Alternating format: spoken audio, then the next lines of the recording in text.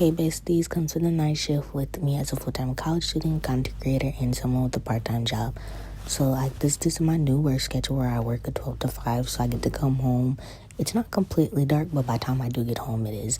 I get to have a full night routine that includes a workout, which I have been missing since November, and I'm super glad to be able to get back to that routine because even though I am moving more just because I do have a job, I still want to come home and intentionally work out because I have goals I have to reach.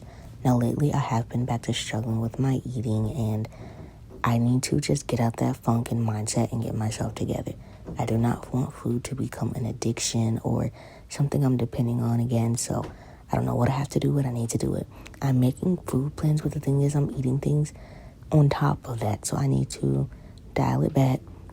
I know when I'm at home, I tend to do a bit worse, so I need to learn to balance that because I can't just avoid home. This is where I go every single day. This is where I wake up. So I'm going to be working on that because I don't want to go backwards. My biggest fear is to gain the weight back that I lost.